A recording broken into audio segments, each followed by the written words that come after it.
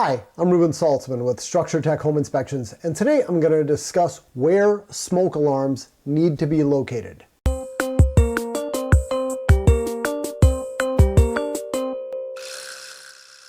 So I'm bringing this up because I had somebody email me saying, hey Ruben, where should I put my smoke alarm? I've read some places it should be inside the bedroom, but I've also heard it should be outside the bedroom and maybe both.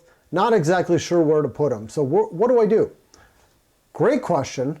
There's two ways for me to answer this. Number one is to quote code.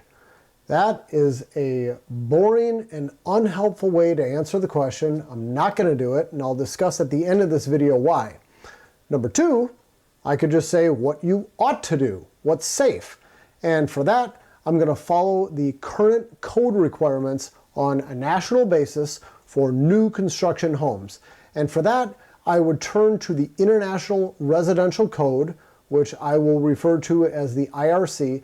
This is a national set of codes. Well, it's international actually, but it has been adopted throughout the US. Every state has adopted some version of the International Residential Code. At the state level, we have the right to change this. We can amend it and we can do whatever we want with it, and most states do. But for the most part, most states are pretty much the same. I'd estimate 99% of the code is identical throughout the country, and then you get some states who chop it up a little bit more than others, such as mine here in Minnesota.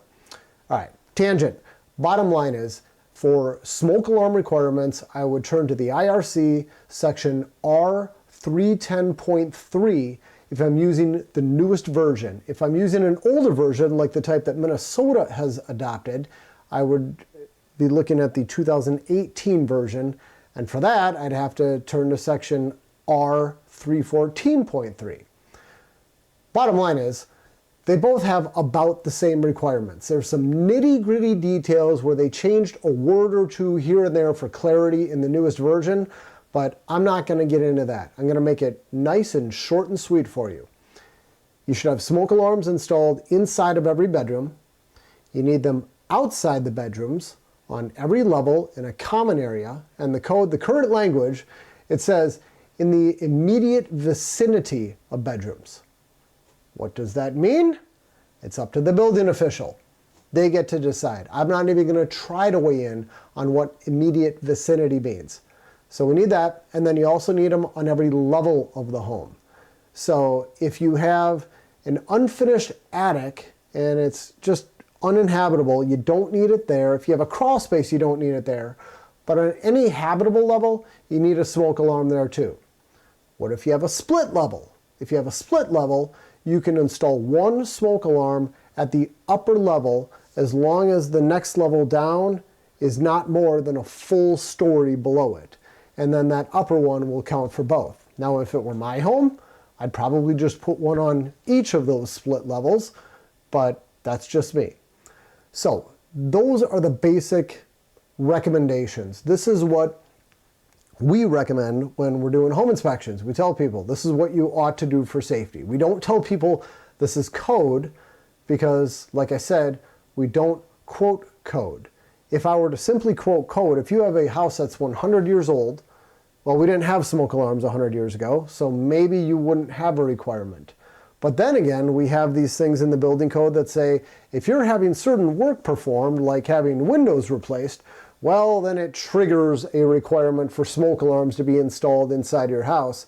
And maybe they need to be hardwired, maybe they don't. It's going to depend on this and this. And it's all of these different requirements based on what was done at some certain point in time, and it all gets very boring. The bottom line is, it's not a big deal to install smoke alarms. They are inexpensive, they are life safety devices, and as long as they're installed and we got properly functioning alarms, even if they're battery operated, they not necessarily need to be hardwired and interconnected. Even if you got that, I'm pretty happy about that. So those are the basic requirements, and then I also want to touch on a couple of other things. In Minnesota, we have a few different other requirements, and we've got some statutes, we've got some fire codes, but it's pretty much all the same. It's all the stuff that I just listed. And then the other two weird ones are in Minneapolis and Saint Paul. In Minneapolis, if you're going to list your house for sale, you need to get something called a truth and sale of housing evaluation. It's where you get a licensed evaluator who comes through your house and checks a bunch of stuff that the city wants us to check. And if you don't meet some of the requirements, it's a required repair item.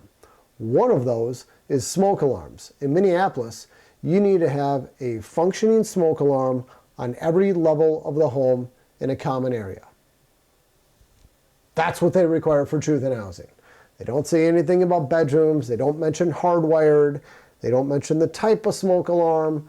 And you know what's kind of funny too is that they say if you have an attic, even if it's uninhabitable, even if you got 4 feet of ceiling height, if there is a stairway that leads to that attic, they don't care. They want a smoke alarm installed up there. Kind of odd, but that's Minneapolis. And then for Saint Paul, they've got their own little oddity. They say we want one hardwired smoke alarm. That's what they want. You can have a mansion. You can have 3 stories and a basement, and you can have 10 bedrooms. They don't care. They want one hardwired smoke alarm. And they say it should be near the bedrooms. Okay? What if you got bedrooms on the basement and you got bedrooms on the 3rd floor and you only have a smoke alarm in the basement? Have you met the requirements? Yes. Yes, you have.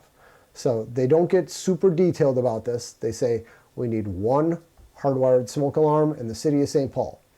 Now, again, that's kind of getting into code, but this is something that could be enforced. As a home inspector, again, I'm not hung up on exactly what's code. I get to make recommendations on what makes sense. And then the last thing I'll talk about is the installation requirements, the very specific things about where you should put them. Should you put it on a ceiling? Should you put it on a wall? If it's on a wall, how far down? All that stuff. It's real easy. Follow the manufacturer's installation instructions.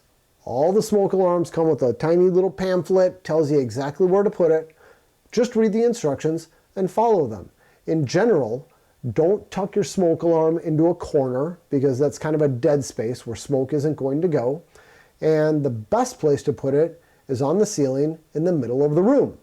Of course, there's exceptions, like you're not supposed to put them near heat registers and don't put them underneath ceiling fans and all that other stuff.